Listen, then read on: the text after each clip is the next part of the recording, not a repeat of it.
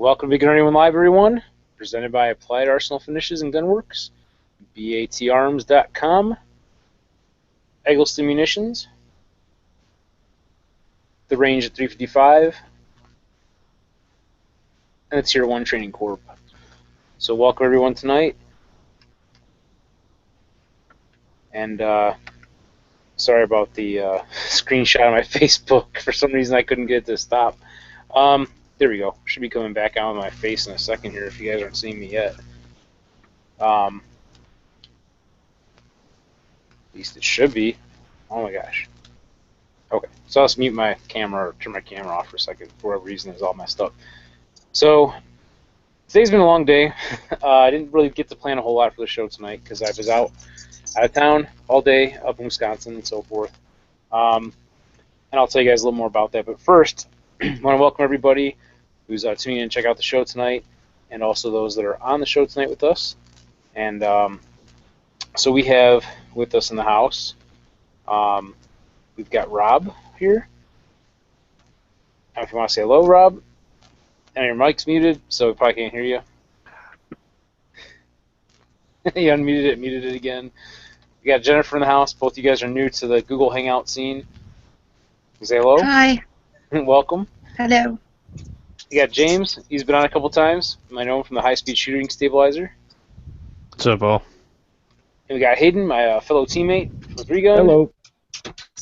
And David from Renegade Ammunition. And Ryan Wiggins just jumped in too. Hey, how's it going? Hey, not bad. How are you doing, Ryan? Didn't mean to cut you off, David. Sorry. Having sound issues again. Might have to restart here in a second. No worries. I think my camera just like stopped working again here for a second. Yeah, starting off on a good note. I like it. Yeah, we're all tripping all over stuff tonight. And oh, we got Graham Cracker in the house too. Nice. I saw that name, like, what the heck? I didn't know you were going to join us tonight, David. How you doing? Pretty good. And yourself, Rick? Not bad. Thanks for jumping in. So we got a full house tonight. Holy cow! And like I said, the planning on this was not so great today, but we're gonna have some fun talking about gun stuff and whatnot, and whatever pops up. So first off, we're gonna start out with David from Renegade Ammunition. Am I saying that correct, or I totally messed up the name? By the way, your mic's muted, so we can't hear you there, David.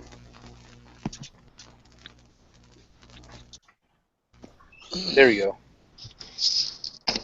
Yeah, my signal's coming through a little choppy. Gotcha. I was wondering what was going on there for a second.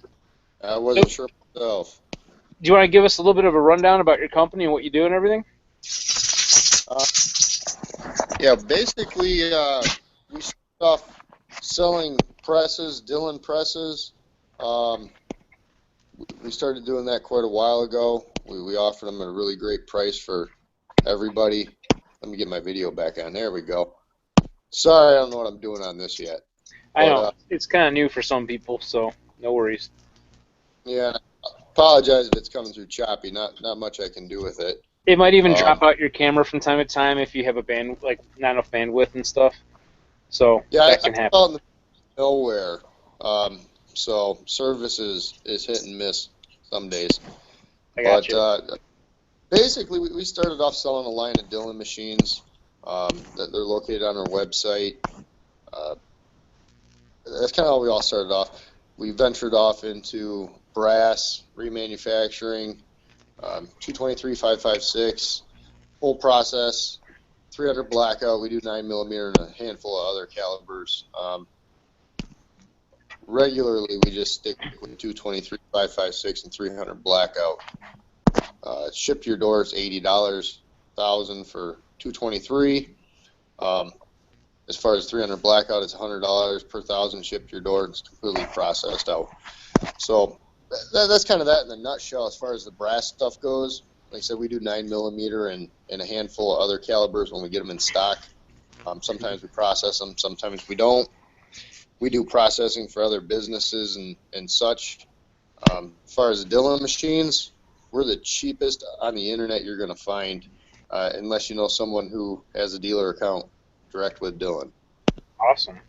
So what kind of, first off, where did people find you at again?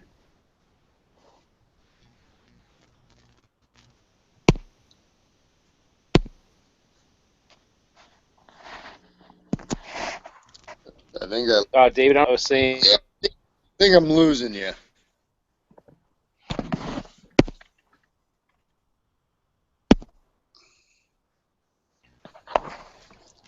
Let me cut my video. Maybe I can pull a better signal.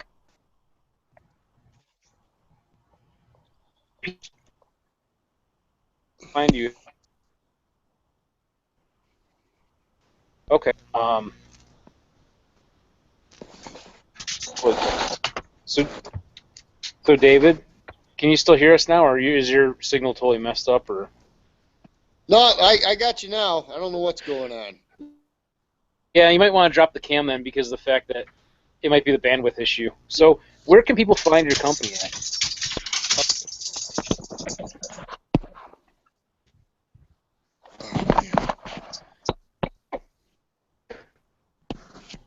They're giving us a weird look. It's like, what's going on, man? Yeah, tonight's going to be a little bit rough, I think. I'm trying to figure out if I'm having technical difficulties or if everyone else is. Can you hear me? Yeah, I can hear you, Ryan. Sick. Mission success. You're a little bit choppy, Ryan, but we were totally losing. Yeah, I think I'm losing you there, Mike. Completely, you're just bouncing in and out on me. I'm catching about every 19th word, I think. Sounds like we have a bandwidth problem. Yeah, something weird. How's everyone's day? Yeah, exactly, right? Hey, let me try to do a reset on my phone real quick, and I'll jump back in. In fact, I'm going to reset my connection real fast, too. Hopefully I don't lose everybody. Because this is very choppy, and Google sometimes messes up, and I don't know if it's my band. All right, I'll be right back. Give me a minute. All right, so are we still live? Yeah, we're still live. Okay. Whoever's got the Renegade logo is definitely having some issues. Oh, yeah. I was trying to get a website that sounded like a pretty good deal.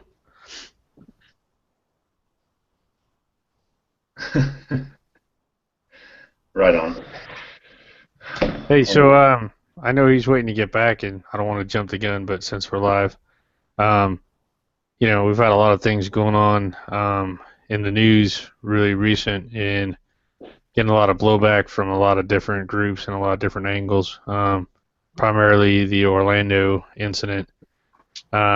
Even now they're coming back with blowback on how the police handled the situation. Why did they wait so long to go in? Could they have saved more lives had they immediately breached? You guys got any feedback on that? Yeah. I was just reading that they waited 3 hours before they didn't wait, but it took them 3 hours to successfully breach the side of that building and get into it. I'm not a SWAT member. I know in the Navy we just blow stuff up, but they probably had some struggles getting into that place, and they were probably trying to preserve the most amount of life as possible. So we got to give them credit right off the bat. However, there's some information that's coming out about some ballistic stuff with some bodies with more than 2 calibers in them.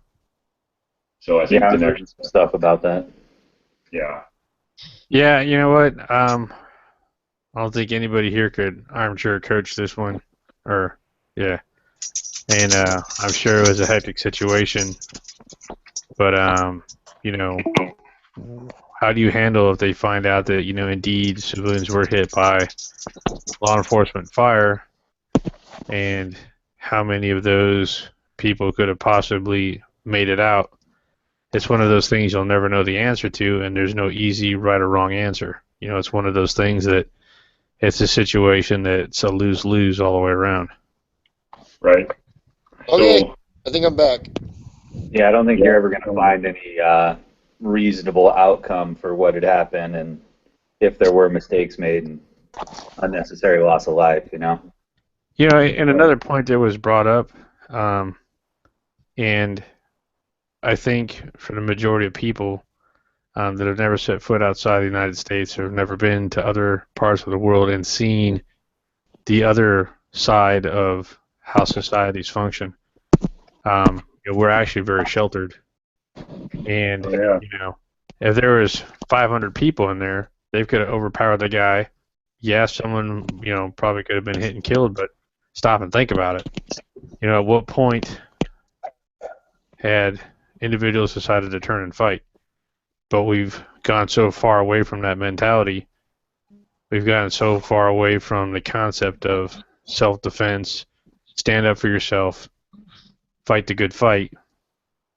And we're starting to see that. I mean, I'm not going to say, hey, I'm Superman, I can dodge bullets, or I would have done this. I don't know. I wasn't there.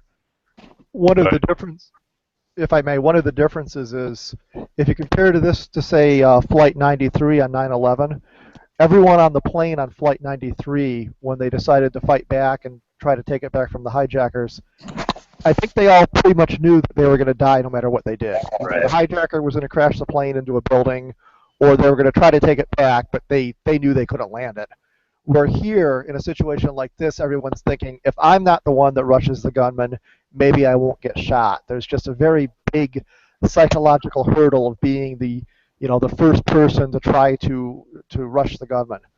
Some people can overcome that. The U.S. airman who was in the train in Paris last year, that him and his buddy attacked the guy with the AK-47 who was loading it in the bathroom.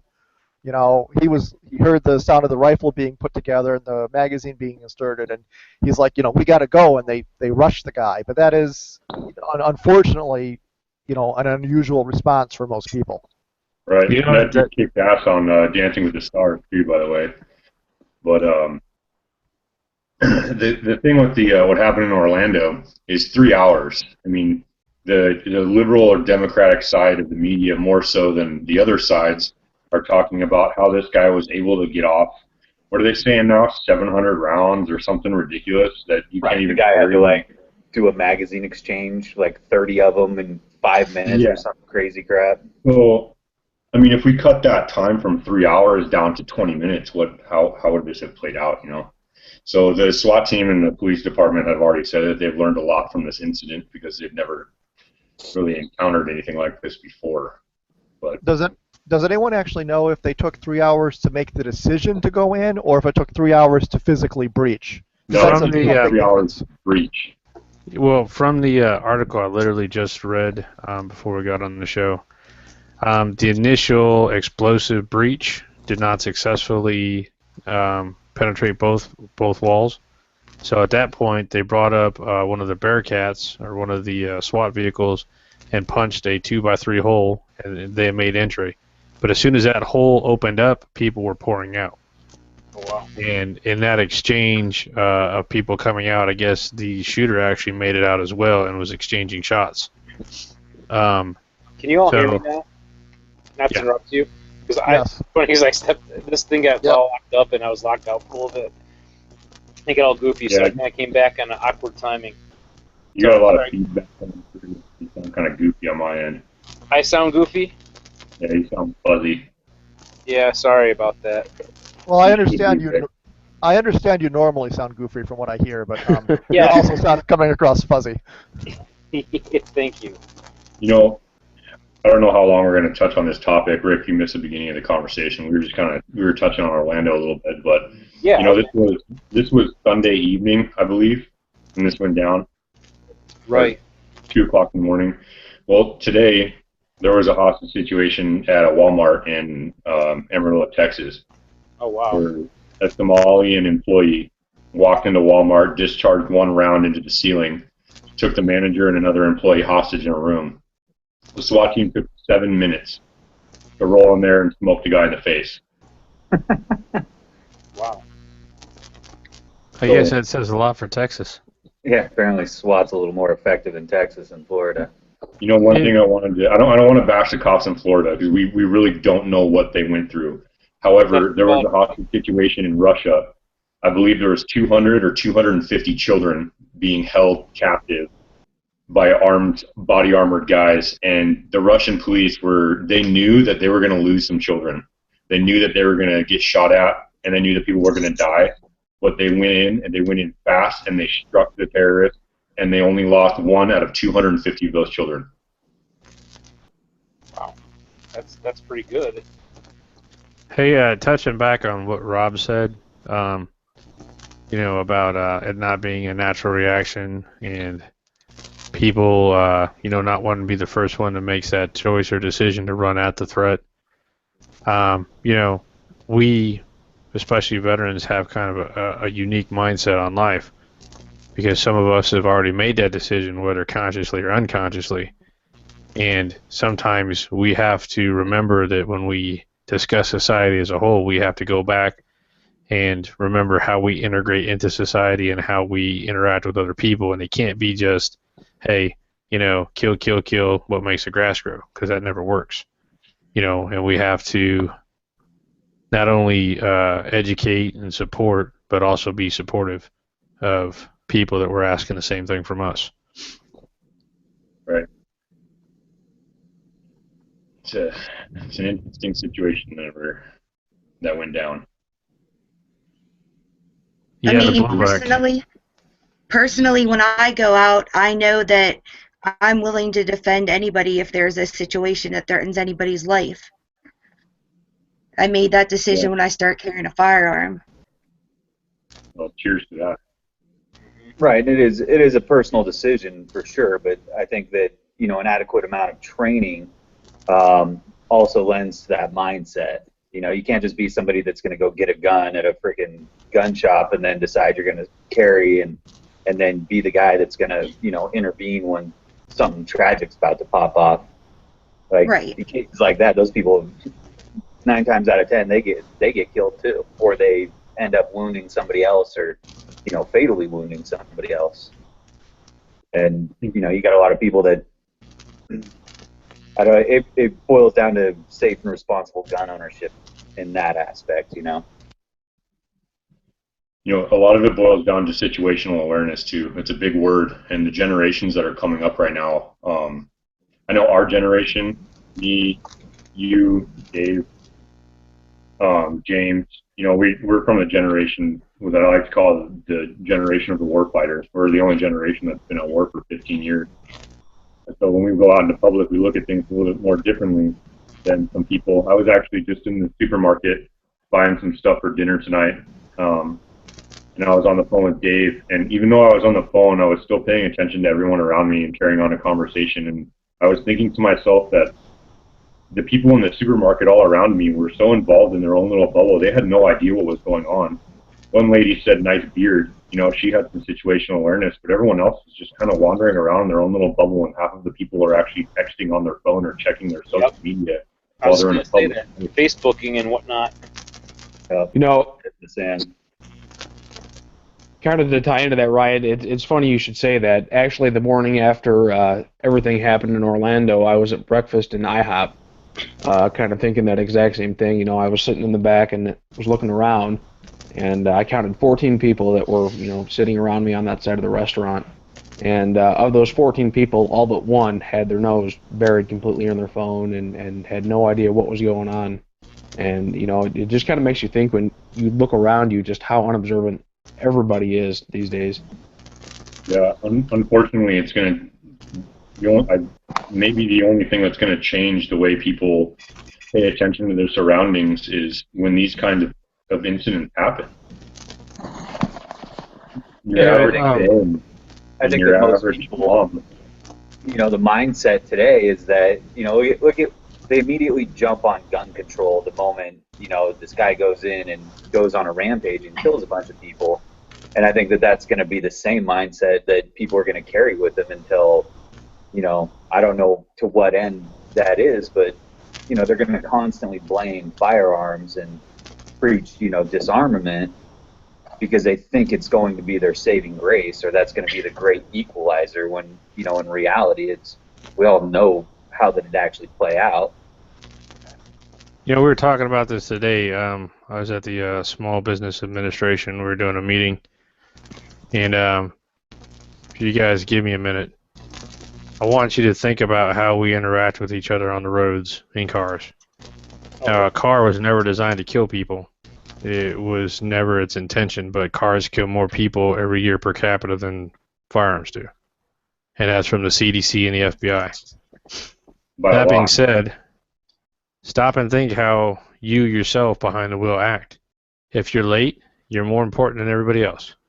Right. The laws, which you know, the traffic laws, the speed laws, the safety, they go out the window.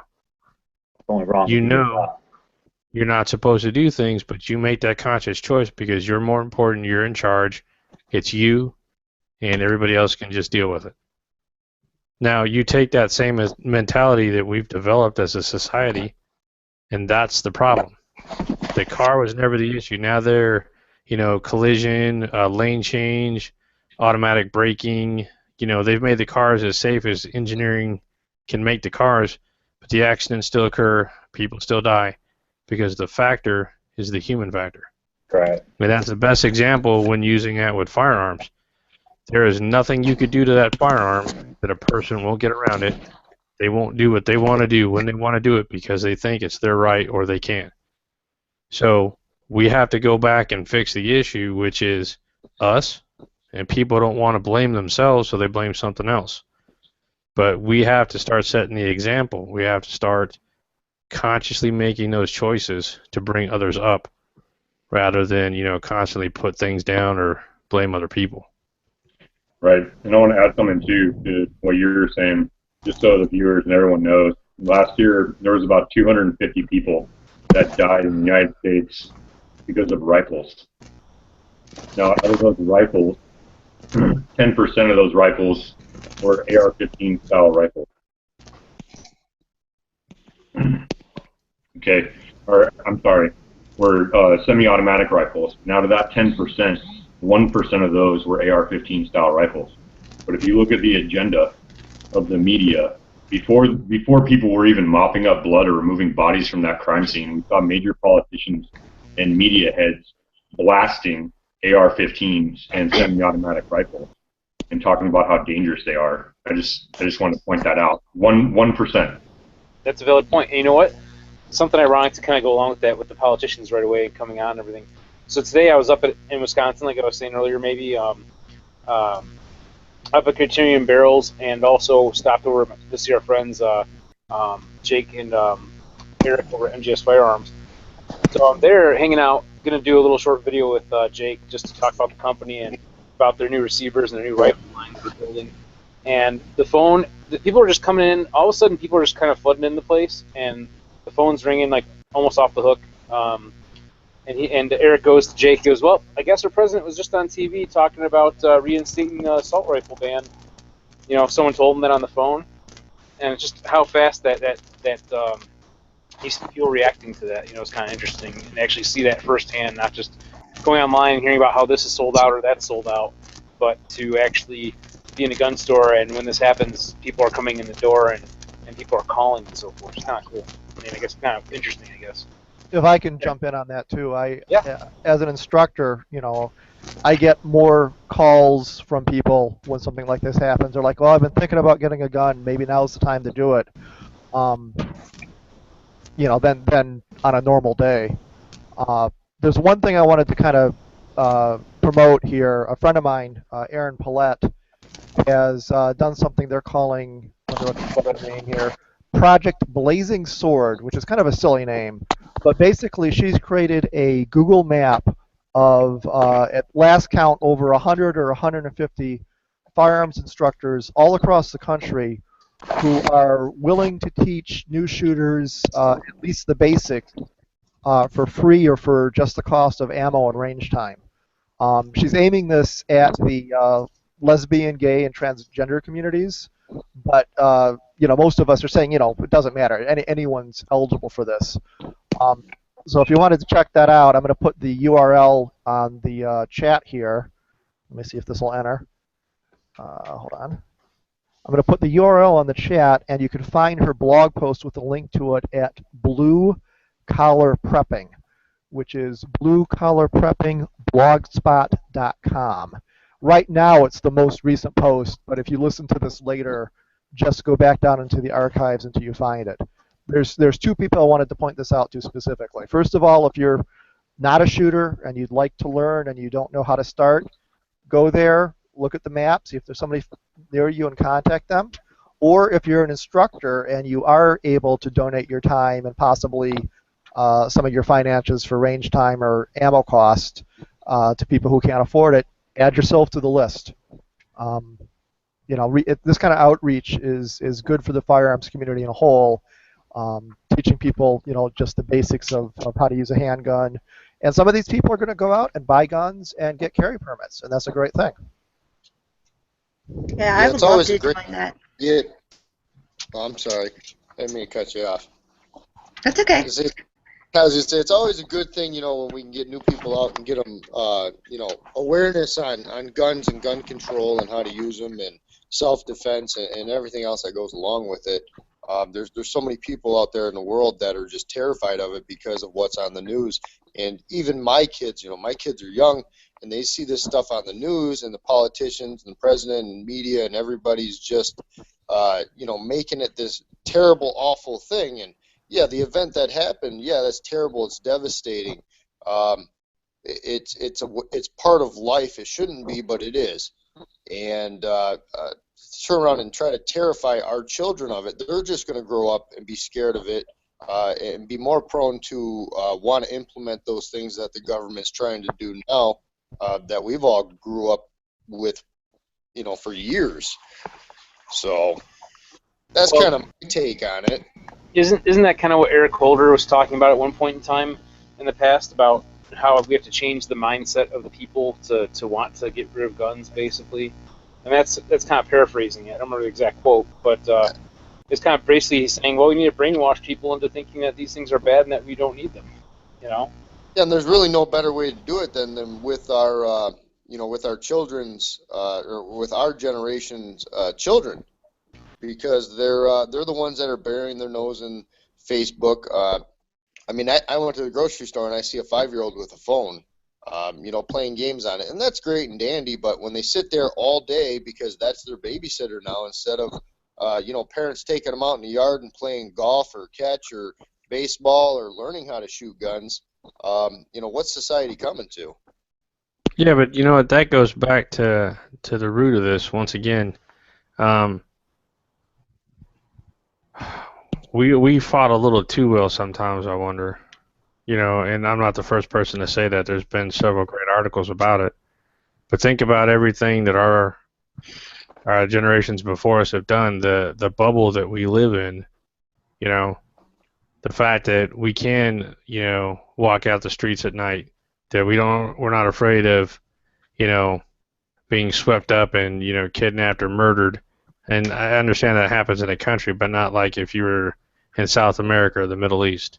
Right. You know, Job. we have a level of freedom and a level of comfort that, you know, a lot of people just don't understand. So the need for all these things are not always obviously apparent, and when they happen, it's such a shock to the psyche of people that didn't even think about it. The first reaction is fear. So going back to this, you know what? If more parents start putting aside, you know, the big cars and the big house and all the things, and, you know, got back to basics, you know, the family, the community, helping each other out, you know, going over to neighbors, lending a hand, small businesses. Those are all the things that helped, you know, develop that kind of mindset. You know, we work together, we take care of each other, you know, we look out for each other. That's what I remember growing up.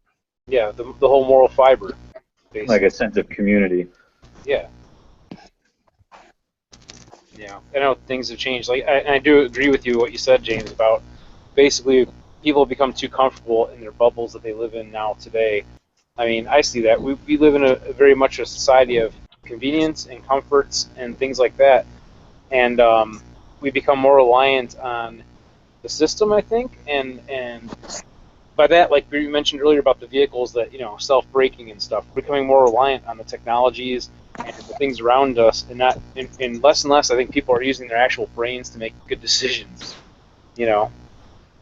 Right. It like instills a level of complacency because Right. you know, this is what people are accustomed to versus, you know, opening their eyes and realizing that the world is a scary place and that people do bad stuff, and, you know, nobody's gonna fight for your life except for you.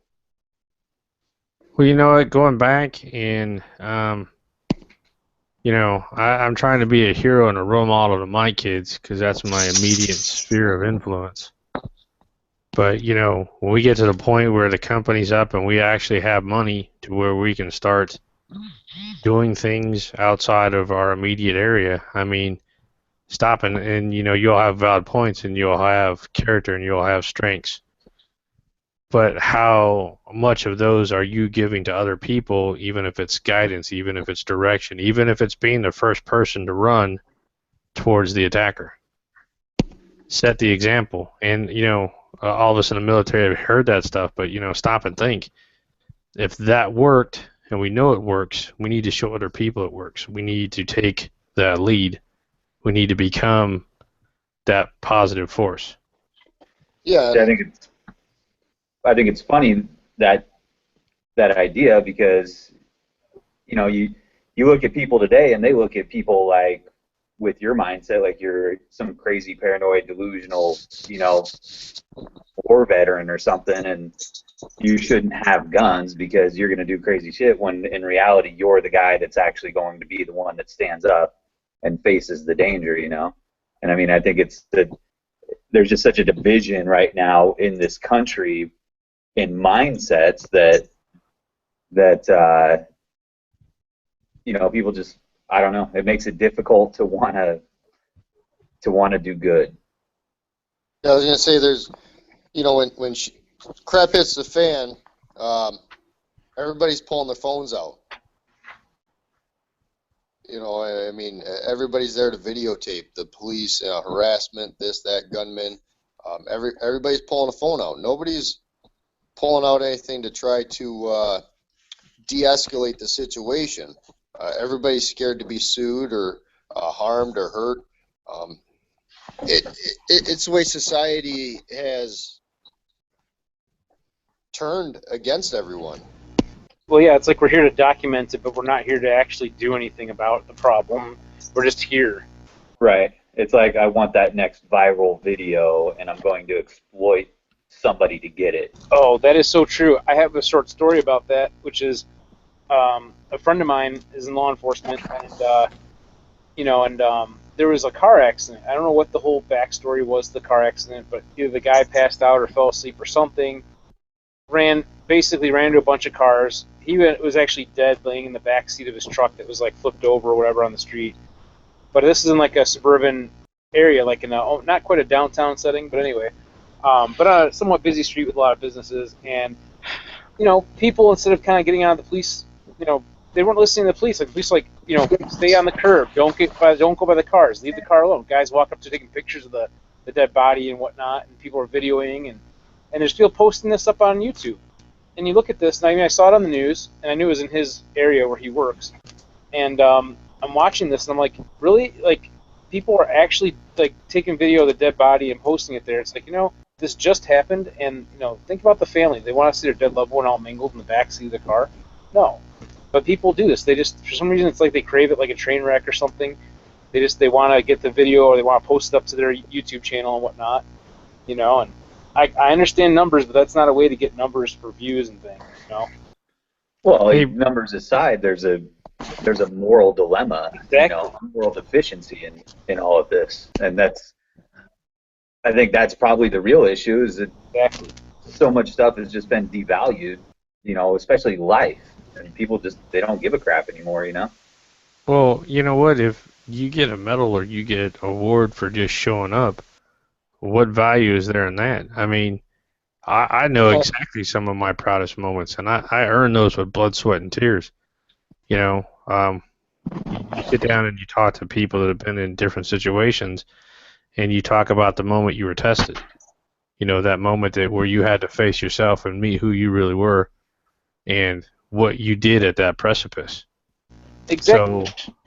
So, not to interrupt you, James, I was going to say when everyone gets an award for something, no one learns what they can excel at. Like they basically they think that they're good at something that they're maybe not good at, and it's okay to suck at something. You'll find out what you're good at in life. You just have to be able to have that option to be able to do it. And I feel like kind of the same way that we're basically taking that option away for people to learn about themselves and what they're made of by giving everyone an award for everything. you know, and kind of leveling the playing field and making things equal, because not everybody's equal. You know, we say that, like, you know. Don't dare say that now. Okay, well, you know what I'm saying. And when I'm saying equal, I'm not talking about equal rights. I'm talking about we all excel at our own things. We're unique in different ways. You know, that's what I'm saying. Right. So it's like, you know, I've donated the last 3 years to our local Cub Scouts, and, you know, Pinewood Derby, and the first 2 years we were under different management, and every child that put in for it got a participation award, you know, and that's great and all, you know, but then when it came down to trophies, everybody got a trophy, and I'm like, what's going on with this? I mean, granted, yeah, okay, everybody participated, you built a car, here's an award, good job, we're proud of you, you know, and that's great, but for everybody to get a trophy, you know, I had a problem with it. Not everybody got a trophy when I was going through that stuff, but you know, we went under new management, and a lot of the parents piped up, and most of them were Eagle Scouts. I never was, but we all piped up and was like, hey, we don't want to see everybody get a trophy. Give them all a participation ribbon and give the winners a trophy, and do best car, do a couple different little things here and there, but you know, I mean, that's just teaching our kids that it doesn't matter what you do, you're you know, you're getting this award just because. We need to teach kids. Oh, I'm sorry, go ahead. Something like I was in my nephew's soccer tournament this weekend, and there were 7 teams that they had a round robin playoff, and the first place team got the same trophy as the last place team, and it really wasn't the kids who, they didn't care if they got the big trophy because they know who won and who didn't. It was more the parents that were complaining, you know, my kid deserves a big trophy too, they just can't play as well as the first team, you know. It's just, I think sometimes it's parenting more than the kids. Yeah, I agree. And I think it's all parenting. You know, I've got a kid, yeah, I've got a teenage daughter that she plays soccer, and, you know, she plays pretty high-level soccer, and when they were younger, everybody would get a participation trophy. Now, you know, they don't get crap unless they win. And a lot of the parents, they were butthurt when we stopped getting or medals and whatnot for just participating. And it's like, you know, people just can't understand that they can't have it both ways. right. We need to teach people how to fail, but more importantly, how to get back up and try. That's the true value in adversity. If we make everything easy for just showing up, it has no value. People don't care. They don't learn a damn thing. You know, it was a big risk for any of us that are in small business to take that step, and we might fail, but then again, that fail might lead to another success because we're going to get up, we're going to try again, and we're going to keep pushing forward. That's the lesson that we learn, and we need to get people back to that. We need to show people that nothing's easy, no one owes you anything, nothing's promised, but it's there if you want to take it. I want to talk about that for a second. There's something related to what you just said. We need to set an example. I want to bring it back to a little bit about concealed carry and self-defense. What I do as an instructor is I try to set an example for my students. You know, I start with myself. I say, you know, I carry my gun everywhere I go that's legal. I don't leave it home because it's inconvenient. I don't leave it home because I'm only making a 5-minute trip to the store, because I never know when that moment is when I'm going to need it. I was just talking to someone else I know yesterday, and one of the ways I'm going to set an example is I'm going to go out to the range this week, tomorrow or the next day, set up a target, have a 3x5 index card at about 10 yards, and I'm going to videotape this, and I'm going to show if I can make that kind of precise shot from concealment, cold, with my carry gun, carry ammo, carry gear. I'm just going to set up the target, walk away about 10 yards, draw, and try to put at least one shot, you know, right in that 3x5 card in a second and a half. And if I can't do it, I'm going to document that and say, this is what my standard was. I failed to meet it. Here's what I'm going to do to correct that. Here's how I'm going to work on my skill. But if you can do it, you'll get a trophy. No. I won't get a trophy. But if I can do it, I'll say, hey, I could do it. This is what I had to do to get to this point. This is the example I'm setting. And if I don't do it, it's like, okay, I failed the standards test. Here's what I'm going to try to do so that next time I shoot this cold, I can do it. And then in a few weeks or whatever, however long it takes me to do it, I'll go out and do it again. What other ways should we be setting an example for our students or our friends, when it comes to self-defense and carrying a gun and living kind of an armed lifestyle? Well, think about this. I was just gonna grind the gears in a second here, but go ahead. In shooting is kind of a social aspect. Teaching, it's a group mentality to get people involved and everybody, coming towards a solid goal. Why not have people over one night and just sit around while someone makes snacks, and instead of doing Magic Chef or some other crazy stuff, talk about self-defense. Grab people, get them to the gym. Hey, how's your car set up? What do you have in your car? Have you ever talked to your kids? Well, let's go find a stroller at Goodwill, throw a 30-pound sandbag in there. Now, what are you going to do if you've got your kids with you? You've got to get that sandbag. Changes your shooting position. Hey, let's talk about it. Let's kind of walk through it. And hey, next time we go to the range, let's go as a group. Let's, invite some friends. Go over the basics. If you develop that strong group and that, once again, that community mindset, you'd be able to move mountains. And that's a really good way to bring people into the fold. Take the time and invest in building the people up around you to the level they need to be at. So I'm gonna grind the gears a little bit here because we're getting up to 10 o'clock real quick, and I want to cover a couple more things yet. So first off, I want to talk with David Thrall here about your charging handles and stuff, because I know we were going to cover that as well, and we kind of got some technical difficulties in the beginning here, and we got into our chat of the Orlando and everything else. So tell us a little bit about what you have going on and everything. You're with Beaton Zone Manufacturing. Yeah, we're Beaton Zone Manufacturing. We're in Phoenix, Arizona. We make charging handles for the AR and the AR-15 and the 308. We got a few different locking latch options. I don't really have a lot of good visuals right here right now, but you can check us out online. I'll even throw a link up in the chat. But one of our flagship product is called the ATCH, which is the Advanced Tactical Charging Handle. It's the only tactical latch on the market that actually folds out and then retracts on its own. I'm going to see if I can find pull up your website for them and kind of share it with them. So here's my firearm. This is the charging handle. I don't know if I got really crappy lighting, so I apologize. But as you can see, got a lever on the side here. Folds out, retracts, maintains that nice slim profile of the AR, but offers up much more surface area when you go to charge the weapon. And it's as simple as just sliding your hand along the upper receiver, and the lever just folds right out in your hand. So then you're charging the weapon. I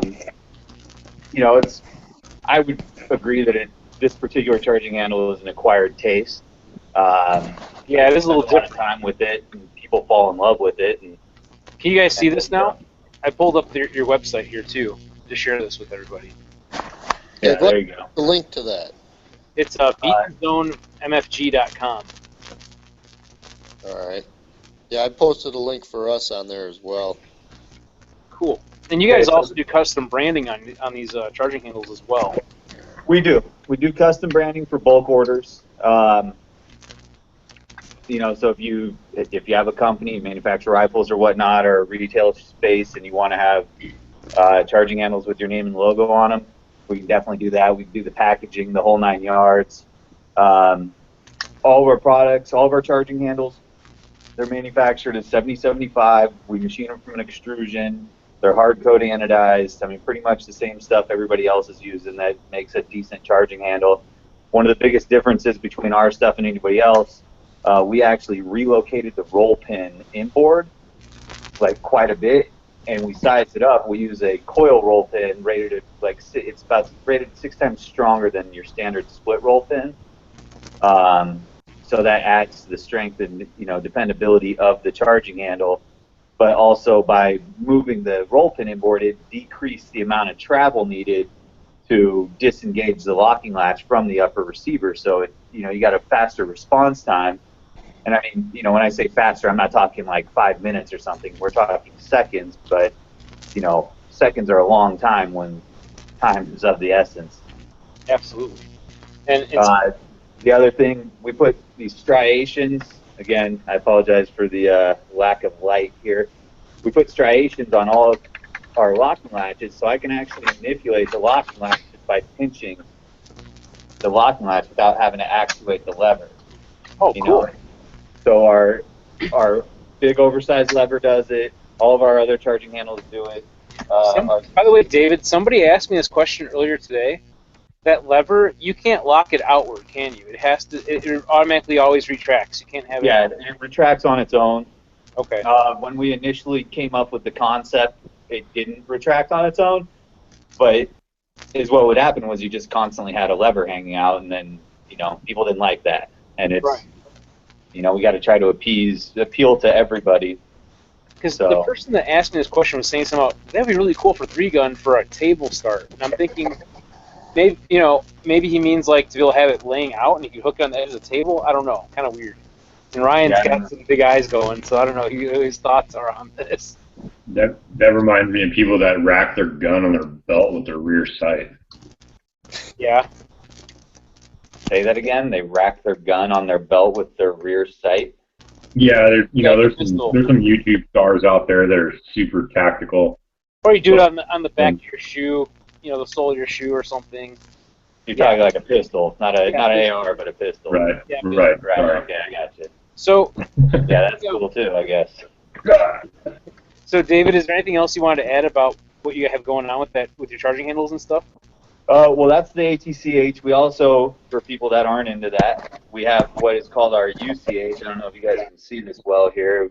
Better picture was on our website. But it's about the same width as a gunfighter, a Mod 4 gunfighter. Again, entirely built out of 7075. We manufacture everything here, but it's the subtle things that we do that nobody else does, and it's the ergonomics on the side of the charging handle, the relocation of the roll pin, all of our locking latches, the hooks are rounded versus an angle plane, and it's just, like I said, subtle things to either make the charging handle more effective or make it interface with the weapon better. We basically, when we conceptualized all these products, we took everything that everybody else was doing and tried to fix what we didn't like about it. Right. And that's where we're at. That's awesome. Relatively new, but and I saw your stuff at SHOT Show, and I can vouch that it's quality stuff. It's really nice. Yeah, we're 5.56, 308. We're actually getting ready to launch an Ambi for our V2 charging handle. That'll be a pretty big deal. I'm excited about that as well, Kevin. I've been bugging you about that for a while. I'm like, when's the Ambi one coming out? Oh yeah, you're not the only one, trust me. And all of our products have a full lifetime warranty. That's customer satisfaction, and that's mechanic ability. You don't like it, send it back. We give you your money back. Fails you, send it back. We'll either replace it or give you your money back. And so, like, the other thing I was going to mention,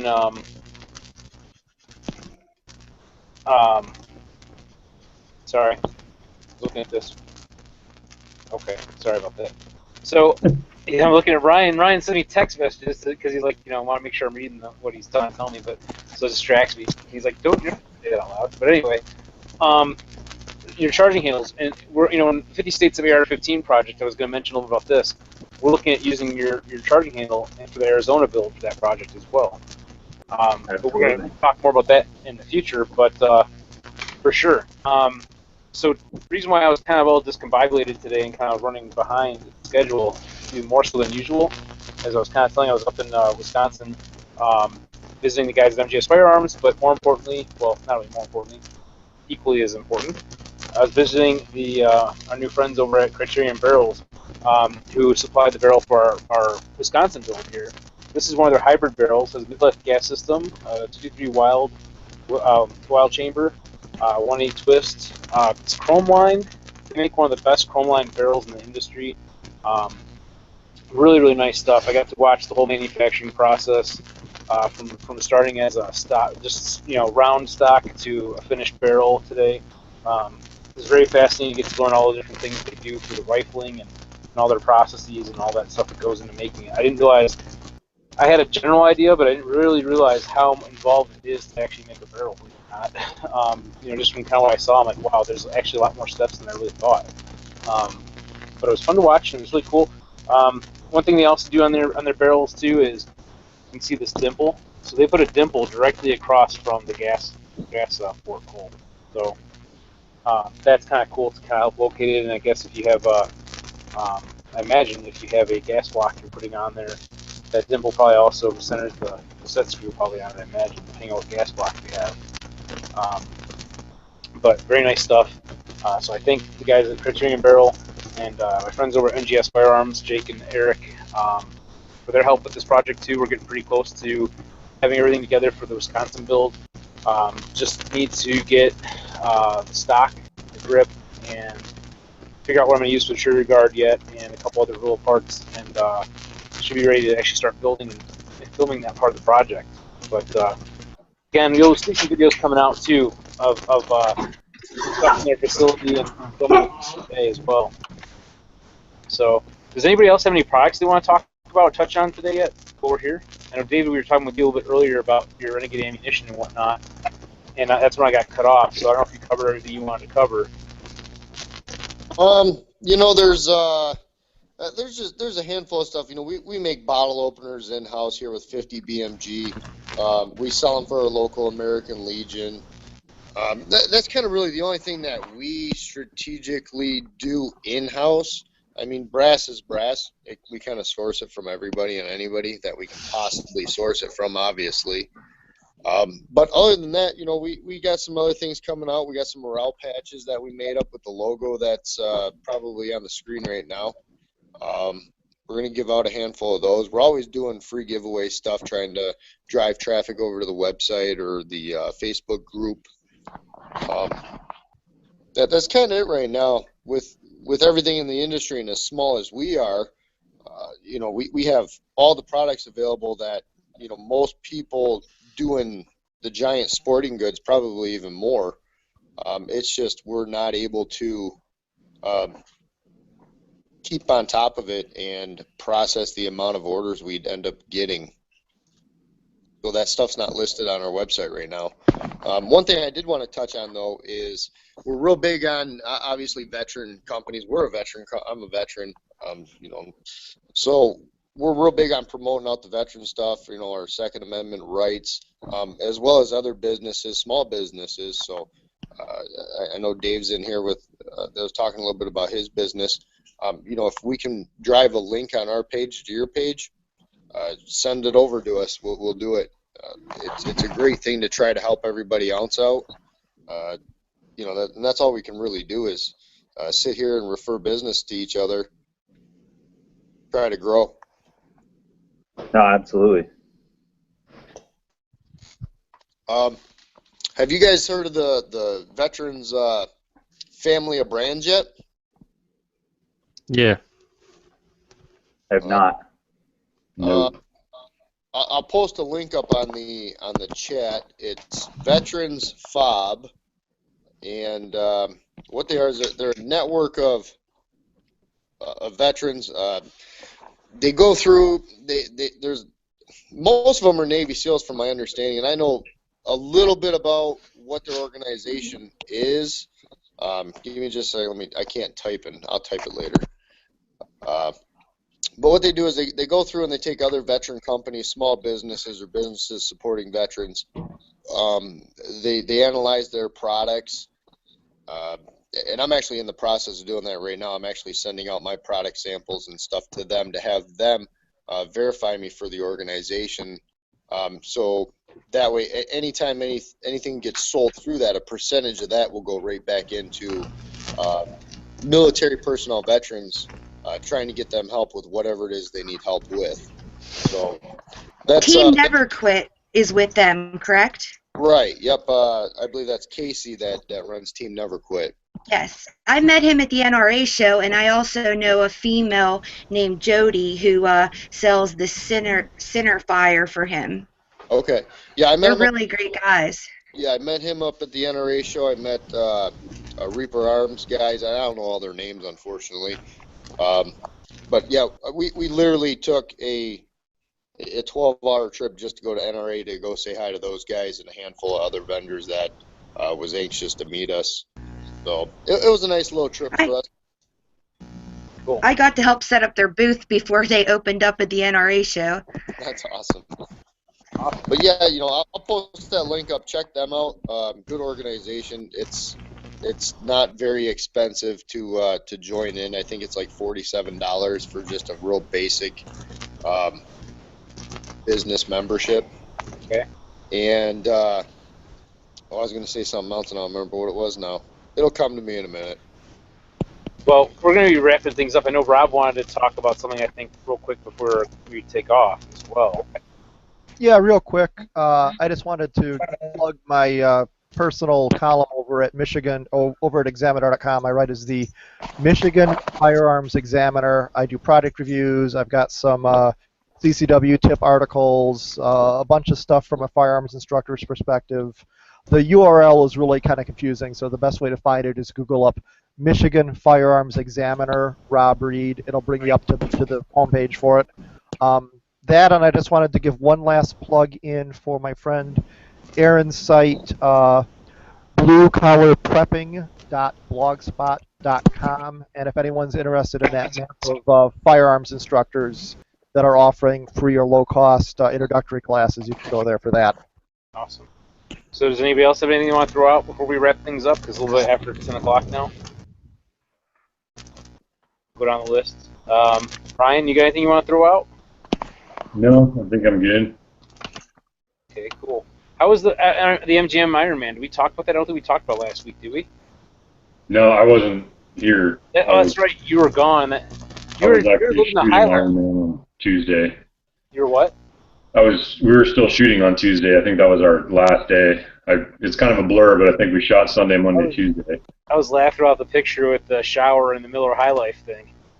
Yeah, that was pretty cool. That was an interesting match. It was definitely something that I've never experienced before as far as 3-gun goes, but I've also only been shooting 3-gun for, I don't know, just over a year. Well, you had the zip line, right? Yeah, zip line was cool, slide was cool, golf cart was cool, the course of fire was awesome. It was challenging. You had to think. It's more of a team event. It's not like like our typical 3-gun matches, especially 3-Gun Nation, where if you coach someone, it's a match DQ. If you coach someone. In Ironman, it's basically your squad versus the match. So, they're handing you ammo, they're telling you where your rounds are hitting long range, they're helping you. And it's physically challenging. I mean, your courses of fire are 5-8 minutes long. It's a 1,000-round match. So Wow. It was pretty cool. About 100 degrees the whole time. Like the running through like those trench type things with like almost like a maze. That was really interesting to see. Yeah, I like that. I like shooting stuff up close and fast. But yeah. Well, I know I've seen a lot of your videos and seen you shoot in person, and it's fun to watch you do it. You're just pretty quick. So that was a good match. They did a good job, great job. 20 years they've been doing that match. Was it the last one though? I heard rumor about that.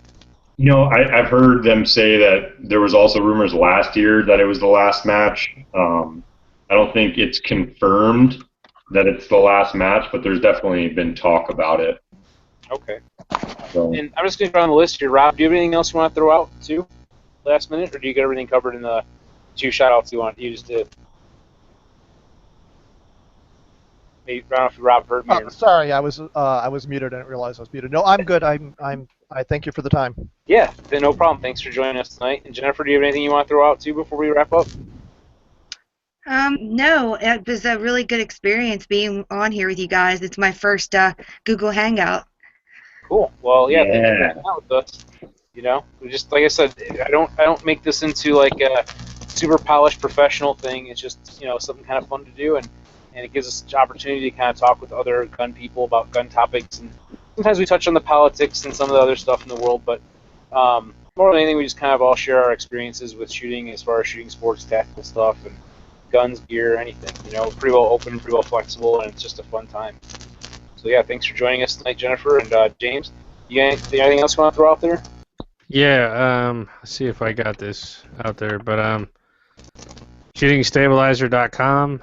We're just got updates from the manufacturer. We are about a week and a half out from actually having our updated final product ready to go to market. Check out the videos. It's a fantastic little product. It works well, and hope you guys try it out.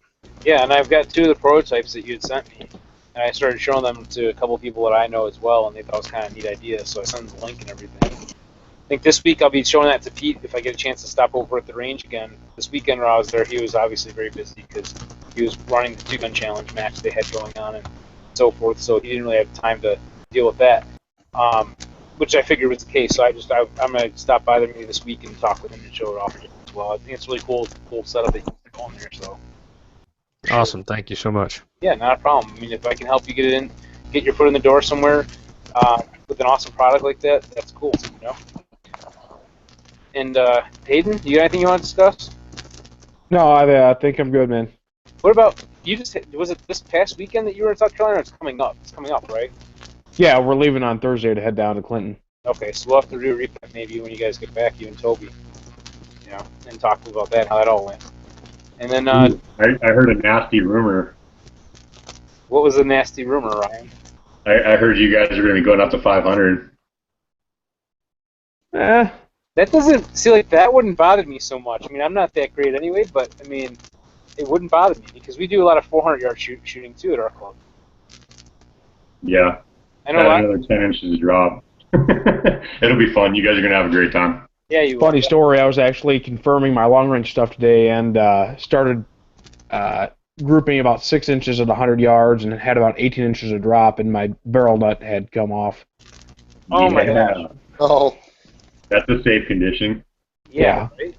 I've had that happen where it loosened up. I felt it in my handguard, you know, because the type that it was my cheap overseas made handguard I bought off eBay or whatever on one of my cheap rifle builds I threw together, and I'm shooting. I'm like, oh, the handguard is you know, it's shifting around a little bit. Like it wouldn't rotate all the way around or anything, but you just kind of felt it was a little loose. I'm like, wait a minute, that's not just the handguard loose to the barrel nut, it's the barrel nut loose to the upper receiver. And I'm like, what the heck?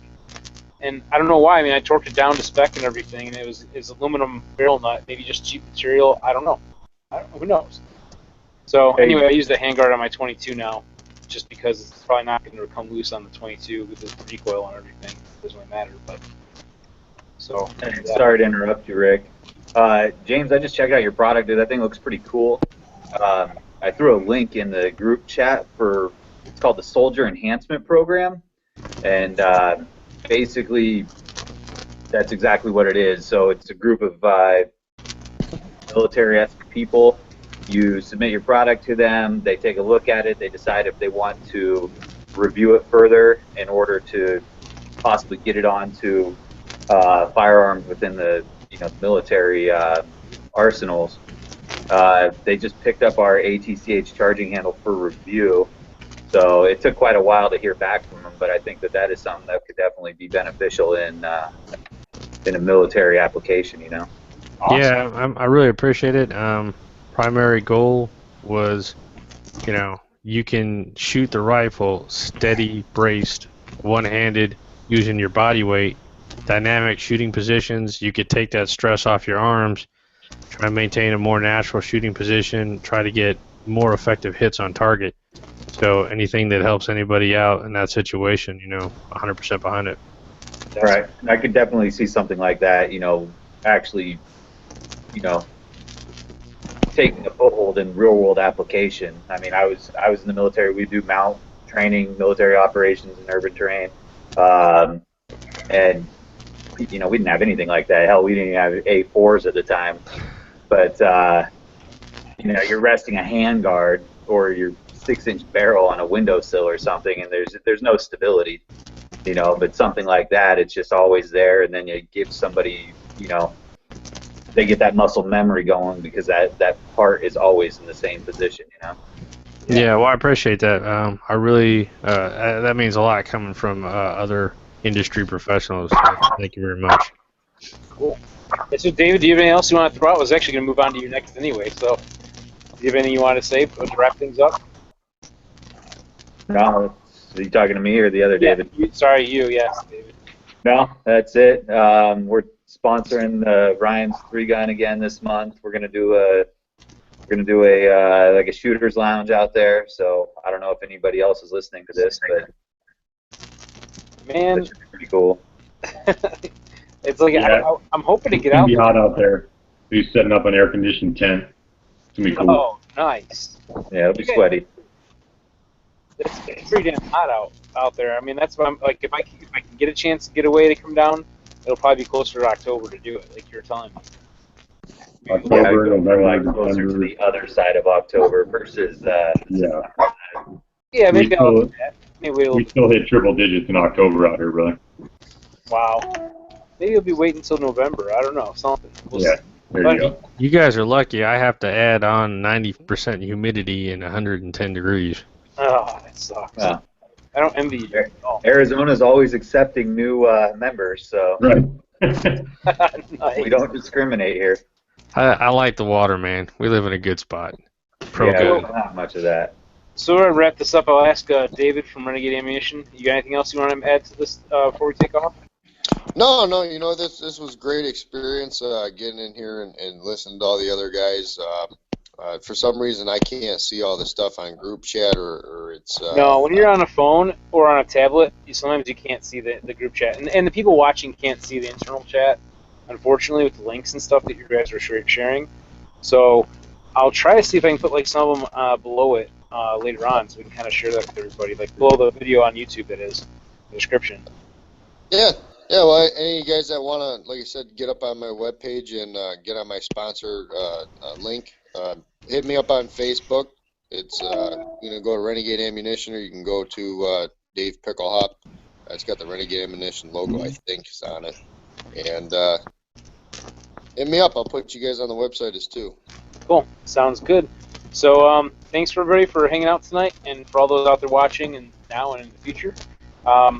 Be sure to check out the 50 States of AR-15 on Facebook. That's a new project that I'm working on.